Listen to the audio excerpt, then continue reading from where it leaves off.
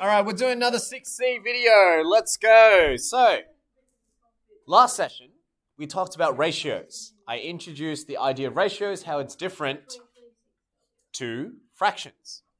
Then I showed you how to simplify that. That was exercise 6b. Okay? Then I introduced you to how do you apply this into an application type problem where you're solving using ratios. So this was the example we did. We had ratio of boys to girls, 2 to 3. If 246 were at school, how many students attend to Birdsville? We learnt that finding each equal part, finding out how much that is worth, you can then figure out how many people there should be for girls and the total number for the school. This example over here, and then we're going to do one from your exercise, so that way you can kind of draw the links between the two.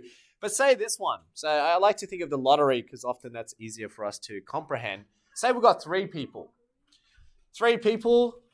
Let's say we've got the back 3 there. We've got Jack puts in $2, Ryder puts in $1, and AJ puts in $3 to buy a lottery ticket that in total costs $6. So $6 for a lottery ticket. They don't have $6, but together they now can buy a lottery ticket. They happen to win this lottery ticket. They happen to win $300. Now it'll be unfair, okay, for AJ if everyone gets equal amounts. So if all of them get $100, $100, $100, when AJ forked out $3, right? So there has to be a certain amount that we need to be able to figure out that it's fair, that AJ wins a bit more and Ryder wins the least, whilst Jack should win about the middle, right? So how do we figure it out? Well, first thing, I like to use the prize as one nice block. So in this block here, $300, this rectangular shape represents $300. Okay, so I'm going to write here. This is your full amount of $300. Now, how many total equal parts do you see in this ratio? What's the total number of equal parts? If it's 2 to 1 to 3, what's the total number of equal parts? Sorry, someone whispered it. 6. Very good. Because 2 parts goes to Jack, so I'm going to go here. Jack goes 2 parts. Then you have over here 1 part that goes to Ryder, so I'm going to do R for Ryder. And then AJ gets 1, 2, 3. Okay, I drew my box a bit big there. I'll do it again. Here we go. So this is AJ getting 3 parts. Can you see that? So that makes a total of 6 parts here.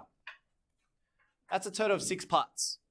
So I'm going to color code it to make it easier for you too. So that's 2 for Jack, 1 for Ryder, and then let's do with blue for AJ. So AJ gets 3.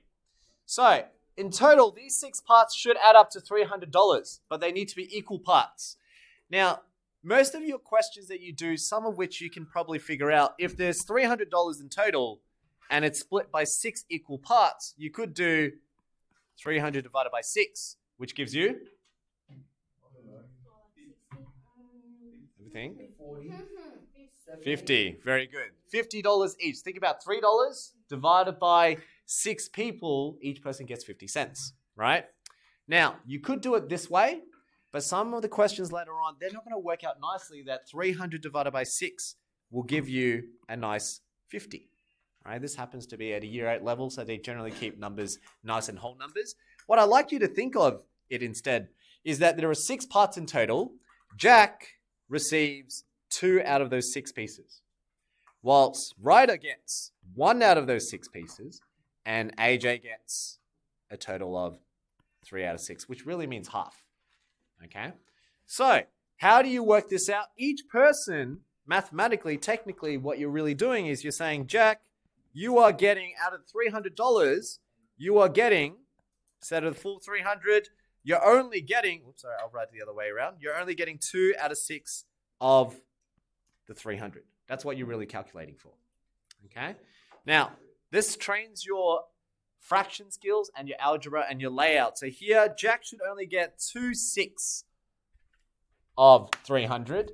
Now, back in fractions in term 1, I taught you that, yes, you can multiply them, but you want to simplify it first. Otherwise, the numbers get too large. What can you simplify already? Can anyone see any simplifications? 3 and?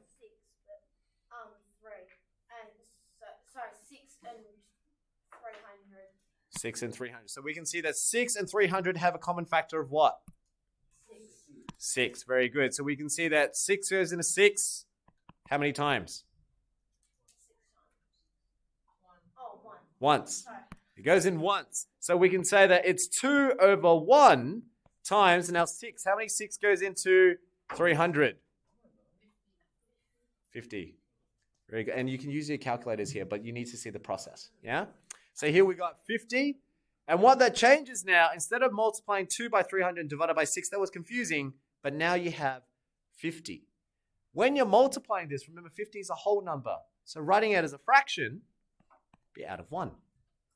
When we're multiplying fractions, remember it's top with top, bottom with bottom. So top with top, 2 times 50. What's 2 times 50 or double 50? 100. So you can see here, we've got 100 over 1, which is the same thing as writing 100. So what I can say there in that mathematics there, I now know Jack, who only gets 2/6 of the 300, is now getting $100. Okay?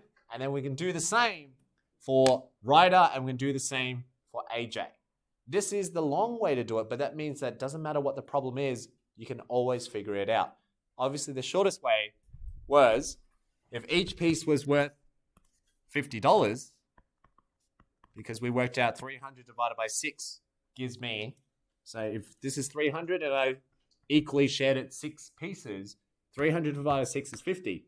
So if they're all 50s, you can now work out how much AJ should get. AJ is 50 plus 50 plus 50, 150. Ryder gets 50, and Jack gets $100. Okay, so that would have been the quicker way, but there will be problems where you can't divide it the way we're doing it right now. So that's why I'm showing you the algebraic way. Yeah. What happens if it doesn't finish with a denominator of 1 or it doesn't simplify? Yeah. Yeah, and that could happen. So that means that in terms of dollars, say you got $3.01, something like that. Okay, that is the amount. So now you have to figure out what's 1/9 as a decimal point to then figure out the dollar sign. What if it wasn't in the whole? What if it was just like... Give me a fraction. Let's go 33 over 10. 33 over 10. Okay, 33 over 10. If you work it out as decimal, it is 3.3. So the person gets $3.30. Yeah. Okay, so we can always convert it. If it's money, we can convert it into cents, into the nearest cent. All right, so that's how, and that's what exercise 6C is about. I want you to work on 6C to build that skill. Drawing it helps. Okay, for those who aren't confident with this, please draw out your problems. So, the ones I want you to start off with, remember the questions are up here. 6C. I'm going to give you about 30 to 35 minutes to work on exercise 6C, and then I will show you a bit on 6E as an introduction, but really I want you to focus on 6E. No, it'll be 6B and 6C. Okay, so 6C is the main skill. When did I say that? I said you don't have to do 6A if you can do 6B. Oh, no, I told you that if you could do the harder fractions. I did one of the problem solving questions. And it was fine? Good, then you've done 6B. Did you at least write down the other ones? Yeah, I know, but I assumed you had already done one example of a simplifying ratio and then one example of simplifying a fraction. Yeah, just show me that so I can see your steps so that I know that you know. I don't want to be assuming that you know something. I want to see that you know it. Yeah, but that's my notes, right? Well, I wouldn't know that. Just pick one of each. One ratio and then one fraction ratio. Simplify them. Well, if we're looking at this one right now, one ratio could be 1 from question 3 and 1 of 5. Maybe do 5D and 3H. Okay. Yeah? You leave that like that. Sure. My laptop is down. All right, I'm going to stop the video. Let's go at 6C. Remember, Jeff's around to help.